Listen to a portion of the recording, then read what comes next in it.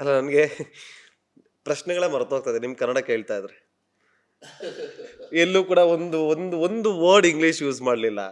ನಾನು ನಿಮ್ಮ ಮುಂದೆ ಎಲ್ಲಿ ಆ ಪದವನ್ನು ಯೂಸ್ ಮಾಡಿಬಿಟ್ರೆ, ಎಲ್ಲಿ ಇಂಗ್ಲೀಷ್ ಪದ ಯೂಸ್ ಮಾಡಿಬಿಟ್ರೆ ನನ್ನಲ್ಲಿರುವಂಥ ಕನ್ನಡ ಅಭಿಮಾನ ಎಲ್ಲಿ ಡೌನ್ ಆಗ್ಬಿಡ್ತು ಅನ್ನೋ ನಾನು ನಾನು ನೀವು ಕನ್ನಡದಲ್ಲಿ ಏನು ಪ್ರಶ್ನೆ ಕೇಳಲಿ, ಕನ್ನಡದಲ್ಲೇ ಕೇಳಬೇಕು, ಇಂಗ್ಲೀಷ್ ವರ್ಡ್ ಯೂಸೇ ಮಾಡಬಾರ್ದು ಅಂತ ನಾನು ಆ ಕ್ಷಣದ ನೀವು ನನ್ನ ಫೇಸಲ್ಲಿ ನೋಡ್ತೀರ ನನ್ನ ಬದಲಾವಣೆ ಗೊತ್ತಾಗತ್ತೆ ಅನ್ಸುತ್ತೆ.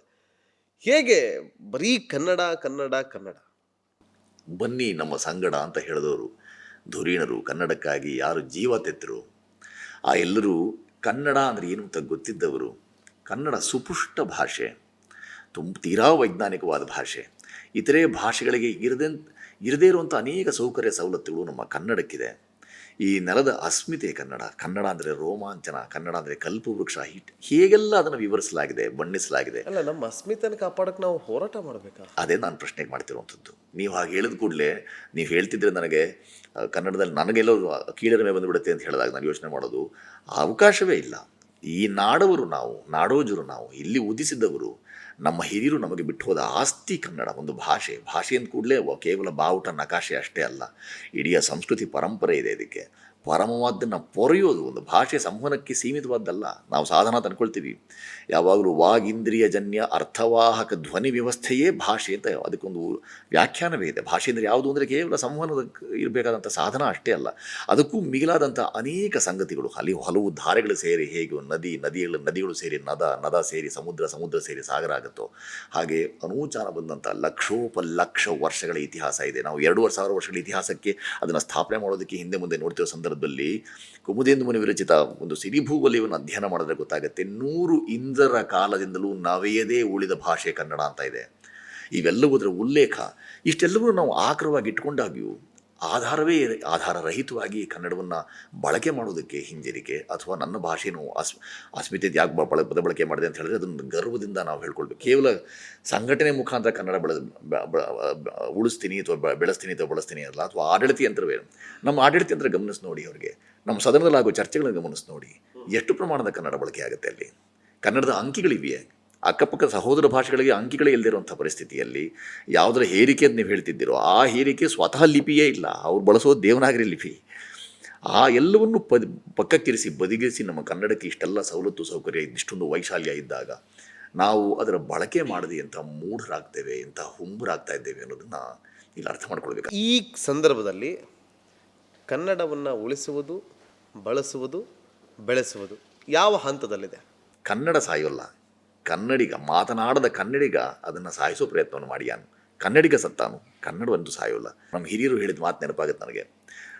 ನಿಮಗೆ ಕನ್ನಡ ಬೇಕು ಬೇಡ ಅಂತ ಅನ್ನಿಸ್ಬಿಡ್ತು ಅಂದರೆ ಚೆನ್ನಾಗಿ ತೇದ್ಬಿಡಿ, ಆಚೀಚೆ ಸಮುದ್ರಗಳಿವೆ ಚೆಲ್ಲಿಬಿಡಿ ಅಂತಂದರು. ಅವರ ಆ ಮಾತನ್ನು ನಾವು ಘನವಾಗಿ ತಗೊಳ್ಳಿಲ್ಲ. ನಾವು ಈಗ ಅದರ ಕಹಿಯನ್ನು ಉಣ್ತಾ ಇದ್ದೇವೆ.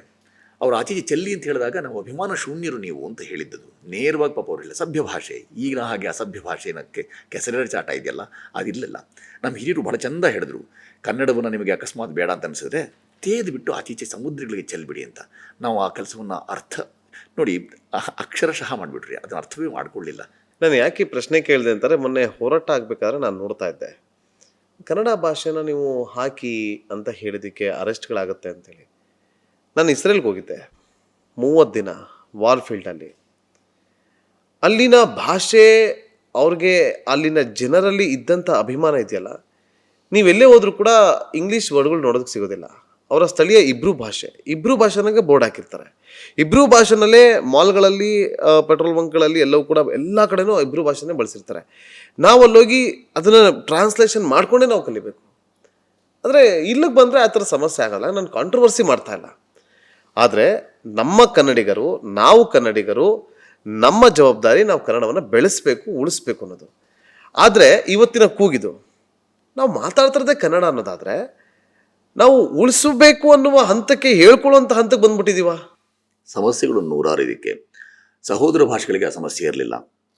ಈಗ ಭಾಷಾವಾರು ಪ್ರಾಂತ ರಚನೆ ಅಂತ ಮಾಡಿದಾಗ, ಕನ್ನಡಕ್ಕೆ ನಾವು ಒಂದು ಪ್ರಾಂತ ಅಂತ ಯೋಚನೆ ಮಾಡಿದಾಗ, ಏಕೀಕೃತ ಕರ್ನಾಟಕ ಆಗಬೇಕು ಅಂತ ಆದಾಗ ಅನೇಕ ಸವಾಲುಗಳಿದ್ವು. ಆ ಸವಾಲುಗಳು ಇನ್ನೂ ಮುಂದುವರೆದಿವೆ ನಮಗೆ. ಹಾಗೆ ಅದನ್ನು ನಾವಿನ್ನೂ ನೀಗಿಸ್ಕೊಂಡಿಲ್ಲ. ಹೈದರಾಬಾದ್ ಕರ್ನಾಟಕ ಆಗಿರ್ಬೋದು, ಮುಂಬೈ ಕರ್ನಾಟಕ ಆಗಿರ್ಬೋದು, ಗೋವೆ ಕರ್ನಾಟಕ ಆಗಿರ್ಬೋದು, ಇವಾಗ ಮದ್ರಾಸ್ ಕರ್ನಾಟಕ ಆಗಿರ್ಬೋದು, ಎಲ್ಲ ಭಾಗದ ಆ ಎಲ್ಲ ಕರ್ನಾಟಕದ ಭಾಗಗಳು ಸೇರಿ ಪಾಪ ಅವ್ರು ಇನ್ನೂ ಹೊಂದಿಕೊಳ್ಳೋಕೆ ಬೇಕಾದಂತಹ ಅವಕಾಶವನ್ನ, ಆ ಥರದೊಂದು ವೇದಿಕೆಯನ್ನು ನಾವಿನ್ನೂ ಕಲ್ಪಿಸಲೇ ಇಲ್ಲ.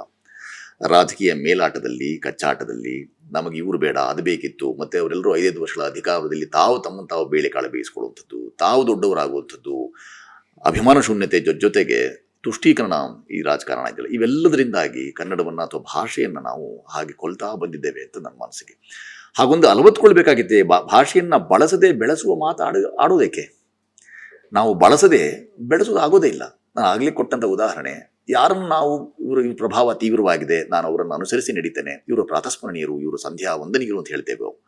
ಅಂಥವರಲ್ಲಿ ಇಂಥ ಗುಣಗಳು ಕಾಣದೇ ಹೋದಾಗ ಸಹಜವಾಗಿ ನೋಡಿ, ಇಸ್ರೇಲ್ ಅಂತಹ ರಾಷ್ಟ್ರಗಳಿಂದ ಕಲಿಬೇಕಾದ ಎಷ್ಟಿದೆ. ಹೇಗೆ ನೆನೀತೀರಿ? ಯಾವುದಕ್ಕೆ ಸತ್ವ ಇದೆಯೋ ಅದಕ್ಕೆಂದೂ ಮಹತ್ವ ಇದ್ದೇ ಇದೆ. ಕನ್ನಡಕ್ಕಿರುವ ಸತ್ವವನ್ನು ನಾವು ಕಾಣದೇ ಇರೋದರಿಂದ, ನಮಗದು ಆ ಕಾಣಿಕೆಯೇ ಇರದಿರೋದ್ರಿಂದ ದರ್ಶನ ಪ್ರಾಪ್ತಿ ಇಲ್ಲ. ಪ್ರದರ್ಶನಕ್ಕೆ ಸೀಮಿತ ಅಲ್ಲ, ಪ್ರದರ್ಶನ ಒಂದು ಉಪಸರ್ಗ. ಪ್ರದರ್ಶನದಲ್ಲೂ ದರ್ಶನ ಇದೆ. ಆ ದರ್ಶನ ನಮಗೆ ಸಿಗದೆ ಹೋದ್ರಿಂದ, ಇನ್ನೂ ರೂಢಿಸ್ಕೊಳ್ದಿರೋದ್ರಿಂದ ಕನ್ನಡಕ್ಕೆ ನಾವು ಕಂಟಕ ಅಂತ ಯೋಚನೆ ಮಾಡ್ತಿದ್ದೇವೆ.